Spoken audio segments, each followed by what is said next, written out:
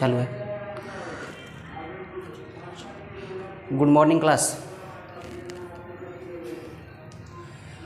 आज का टॉपिक है बायोलॉजिकल क्लासिफिकेशन ऑफ प्लांट, मतलब वैज्ञानिक आधार पर पौधों का वर्गीकरण, बंटवारा।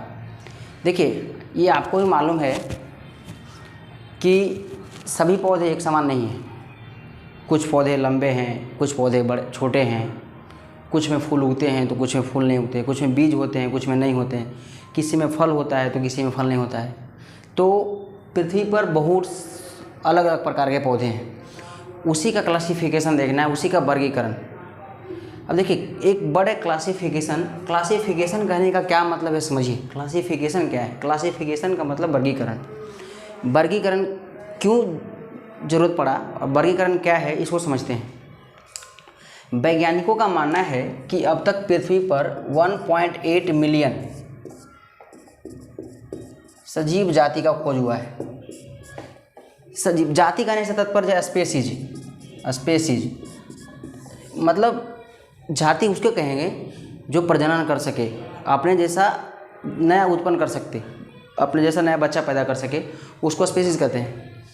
तो 1.8 मिलियन वैज्ञानिकों का मानना है कि सजीव जाति का खोज हो चुका है पृथ्वी पर अभी तक, जो मात्र 20% है। अभी 70% खोजना बाकी है। जैसे मान लीजिए कालाहारी जो जंगल है, वहाँ कोई जा ही नहीं पाया आज तक, तो क्या ढूंढेगा कि उस जंगल में कौन सा पौधा का कौन सा टाइप है, कौन सा सजीव पाया जाता है, कौन सा जानवर पाया जाता है। तो मात्र 20% अभी तक वैज्ञानिकों ने खोजा है, जो 1.8 मिलियन के बराबर है। अब सभी सजीव जो 1.8 मिलियन के हैं वो तो एक जैसा है नहीं।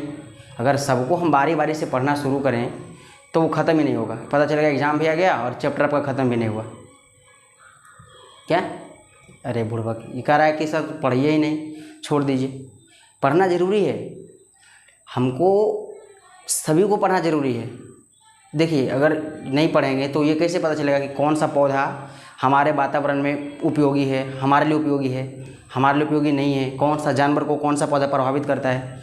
अगर मान लीजिए नहीं पढ़े होते, अगर अध्ययन नहीं करेंगे इसका प्लांट का, तो कैसे पता चलेगा? पता चलता कि कुनैन से मलेरिया का दवा मिलता है? नहीं पता चलता है। तो पढ़ना ज़रूरी है कि कौन सा पौधा हमारे लिए कितना उपयोगी है। तो 1.8 मिलियन को एक एक करके पढ़ना संभव नहीं है, इसीलिए इसका क्लासिफिकेशन किया गया, वर्गीकरण किया गया। क्लासिफिकेशन किस प्रकार किया गया, कैसे किया गया, इसका मतलब समझिए। देखा कि क्लासिफिकेशन देखिएगा, विभिन्न सजीवों को समानता तथा असमानता, मतलब जिसमें समान गुण और जिसमें असमान गुण, ऐसा सजीव जिसमें गुण समान हो और असमान हो। तो विभिन्न सजीवों को समानता तथा असमानता के आधार पर विभिन्न समूहों में बांटने की क्रिया को क्लासिफिकेशन कहते हैं। समझिए, कह रहा है विभिन्न सजीवों को, जैसे मान लीजिए एग्जांपल देते हैं सिंपल वर्ग।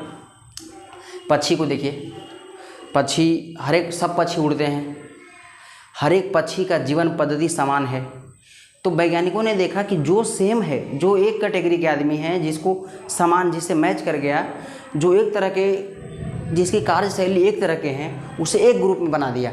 इसी प्रकार देखिए, पक्षियों को एबीज ग्रुप में रखा है। किस ग्रुप में? एबीज ग्रुप में, क्योंकि सारे पक्षी उड़ते हैं, उसकी कार्यशैली लगभग सेम होती है, तो सभी को एक ग्रुप में बना दिया। जैसे मान लीजिए छोटा सा एग्जाम्पल है, केमिस्ट्री पढ़े होंगे आप, एक पीरियोडिक टेबल बनाया गया है। क्यों बनाया गया है? क्योंकि एक बार में 118 एलिमेंट का अध्ययन करना मुश्किल हो रहा था। तो वैज्ञानिकों ने क्या किया, हर एक को ग्रुप बाय ग्रुप बांट दिया। अच्छा, केमिस्ट्री पढ़ाएंगे तो बताएंगे, ऐसा ग्रुप बाय ग्रुप बांट दिया, और आप किसी एक ग्रुप के ऊपर वाला एलिमेंट को उठा के पढ़ लीजिए, जो उसका कैरेक्टर होता है उस ग्रुप में सभी का कैरेक्टर सेम होता है। तो उसी प्रकार से जिससे केमिस्ट्री में एलिमेंट को पढ़ने के लिए पीटी की ज़रूरत पड़ा, बायोलॉजी में हमको प्लांट का अध्ययन करना है, उसके लिए क्लासिफिकेशन पड़ा। या यहाँ सजीव कहने से दोनों आ जाएगा, प्लांट भी और जंतु भी। आगे पढ़ेंगे किसके बारे में पढ़ना है, पहले समझिए क्लासिफिकेशन। तो क्लासिफिकेशन क्या हुआ कि हमको 1.8 मिलियन को पढ़ना एक एक करके संभव नहीं था। तो वैज्ञानिकों ने क्या किया कि सजीवों को समानता और असमानता के आधार पर बांट दिया। जिसका गुण एक जैसा था एक में रख दिया, जिससे गुण नहीं मैच कर रहा था उसको अलग कर दिया। तो समानता और असमानता के आधार पर विभिन्न समूह में बांट दिया। विभिन्न समूह में बांटने की क्रिया को क्या कहते हैं? क्लासिफिकेशन कहते हैं। क्लासिफिकेशन समझ में आ गया आपको? अब एक वर्ड है, देखिए यहाँ लिखे हैं हम टैक्सोनॉमी। टैक्सोनॉमी इसका हिंदी होता है वर्गीकी। अंतर है जी, एक क्लासिफिकेशन का मतलब वर्गीकरण, और देखिए टैक्सोनॉमी का मतलब वर्गीकी। वर्गीकी, अब वर्गीकी क्या है समझिए, विज्ञान की वैसी शाखा, विज्ञान की वह शाखा जिसमें क्लासिफिकेशन का अध्ययन होता है उसको टैक्सोनॉमी कहते हैं। मतलब जिसके अंतर्गत हम क्लासिफिकेशन को पढ़ेंगे उसको टैक्सोनॉमी कहेंगे, वर्गीकी कहेंगे। और इस प्रकार फादर ऑफ टैक्सोनॉमी, वर्गीकी के जनक कैरोलस लिनियस को कहा जाता है। वर्गीकी के जनक कैरोलस लिनियस को कहा जाता है। फिर से क्लासिफिकेशन की ज़रूरत क्यों पड़ी? क्योंकि एक बार में 1.8 मिलियन का एक एक करके स्टडी करना संभव नहीं था। इसीलिए वैज्ञानिकों ने सजीवों को समानता और असमानता के आधार पर विभिन्न समूहों में बांट दिया, और बांटने की क्रिया को क्लासिफिकेशन कहेंगे। और इस क्लासिफिकेशन को जिसके अंतर्गत पढ़ेंगे उसको टैक्सोनॉमी कहेंगे। टैक्सोनॉमी समझ में आ गया? टैक्सोनॉमी का पिता कहते हैं कैरोलस लिनियस को। अब समझिए, कैरोलस लिनियस ने सबसे पहले 2 वर्गों में बांटा। क्लासिफिकेशन जो किया कैरोलस लिनियस ने वो 2 वर्गों में किया। एक को किया पादप और एक को किया जंतु ग्रुप में। एक को किया प्लांट किंगडम और दूसरा को किया एनिमल किंगडम के रूप में। 2 रूप में बांट दिया कैरोलस लिनियस ने, पादप जगत और जंतु जगत। देखिए अंतर क्या है, जैसे मान लीजिए पादप जगत की बात करते हैं तो पौधों में सेल वाल होता है, कोशिका भित्ति होता है। जंतुओं में कोशिका भित्ति नहीं होता है। पौधे चल नहीं सकते हैं लेकिन जंतु चल सकते हैं। इस प्रकार जो जो समानताएं थी उसको एक एक ग्रुप में जो कॉमन था, एक का कैरेक्टर किसी और में मैच कर रहा था, एक दूसरे में मैच कर रहा था, उसको एक में रखा गया। तो सबसे पहले कैरोलस लिनियस ने क्लासिफिकेशन किया प्लांट किंगडम और एनिमल किंगडम के रूप में। प्लांट किंगडम और एनिमल किंगडम के रूप में। अब समझिए, ये जो कैरोलस लिनियस ने ये पूरे चर्चा किया, अपने बंटवारा का चर्चा किया है, ये एक बुक में वर्णित है, सिस्टमा नेचर। पूछेगा सिस्टमा नेचर किसकी पुस्तक है, तो कैरोलस लिनियस के। और इस बुक में सिस्टमा नेचर में क्या है, तो टैक्सोनॉमी का अध्ययन है। टैक्सोनॉमी वर्गीकी का अध्ययन किया है और 2 भाग में बांटा है। कैरोलस लिनियस स्वीडन के वैज्ञानिक थे। अब देखिए ये जो बांटा कैरोलस लिनियस, देखिए कैरोलस लिनियस से पहले भी वर्गीकरण किया था अरस्तु, एक वैज्ञानिक थे अरस्तु, यहाँ दिख रहा है, हाँ अरस्तु। देखिए कैरोलस लिनियस से पहले भी वर्गीकरण किए थे कौन? अरस्तु। लेकिन इनका जो वर्गीकरण था वो वैज्ञानिक तौर पे मान नहीं था। क्यों नहीं था? कि ये जो वर्गीकरण किए थे वो किए थे कि कौन जल में रह रहा है और कौन स्थल पे रह रहा है, इस हिसाब से किए थे कि कौन जल में है और कौन स्थल पे है। लेकिन कुछ ऐसे भी सजीव निकले जो जल और स्थल दोनों पे हैं। तो इस प्रकार से इनका जो क्लासिफिकेशन रहा वो मान्य नहीं रहा, वैज्ञानिक तौर पे मान्य नहीं था।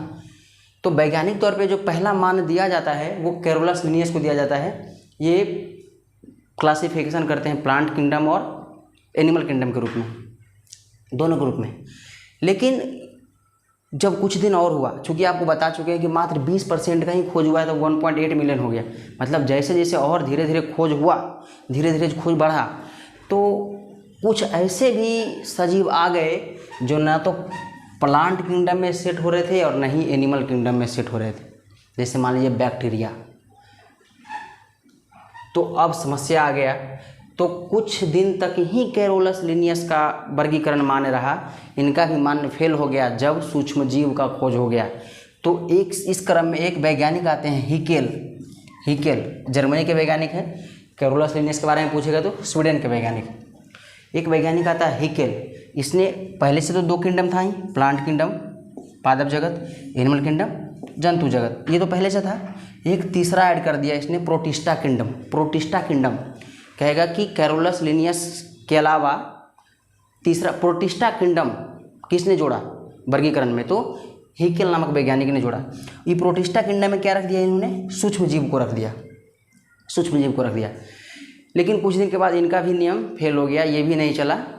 तो इस क्रम में बहुत सारे वैज्ञानिक आए, क्योंकि जंतु का खोज धीरे सजीव दिन पे दिन बढ़ते जा रहा था, तो बहुत सारे वैज्ञानिक आए इस क्रम में। लेकिन जिनका मतलब क्लासिफिकेशन, जिसका वर्गीकरण वैज्ञानिक तौर पे मान है आज तक, उन पर डायरेक्ट बात करते हैं। उनका नाम आता है R.H. Victor. R.H. Victor. R.H. Victor का कहना है कि R.H. विक्टर ने जो क्लासिफिकेशन किया वो 4 प्रकार से किया, 4 प्रकार के जांच से किया। कैसा? पहला उन्होंने देखा कि पोषण का प्रकार क्या है, जो सजीव हम खोज रहे हैं उसका पोषण का प्रकार क्या है, मतलब वह स्वपोषी है या परपोषी है। दूसरा का कोशिका का प्रकार, जिस सजीव को हम बांट रहे हैं उस सजीव के कोशिका का प्रकार क्या है, उसमें कोशिका का प्रकार क्या है, मतलब वो यूकैरियोटिक है कि प्राकैरियोटिक है, यूकैरियोटिक है कि प्राकैरियोटिक है। तीसरा कोशिका की संख्या, जिस सजीव का वो क्लासिफिकेशन कर रहे थे उसमें उसने देखा कि कोशिका की संख्या क्या है, मतलब एक कोशिकीय है या बहुकोशिकीय है या बहुकोशिकीय है। चौथा उन्होंने देखा विकास का प्रकार, मतलब जिस सजीव को वो क्लासिफिकेशन कर रहे थे, बांट रहे थे, वो देखे कि इसका विकास किससे हुआ। जिसे विकास करने का मतलब, जैसे देखिए मानव जाति का विकास क्या है, बंदर से माना जाता है, बंदर से हुआ है मानव जाति का। तो उन्होंने देखा कि उससे विकास, उस सजीव का विकास किससे हुआ है जिसको क्लासिफिकेशन करना है। तो इस प्रकार वो 4 प्रकार से पहले सजीवों को जांच लिए और उनका जो मान्य दिया गया क्लासिफिकेशन वो 5 रूप में दिया गया। कैसे कैसे? एक में रखे मोनेरा किंगडम, दूसरा प्रोटिस्टा किंगडम, तीसरा फंगी किंगडम, चौथा एनिमेलिया किंगडम और 5वां प्लांटी किंगडम। ये 5 किंगडम में पूरे 18 लाख 1.8 मिलियन सजीवों को समेट दिया।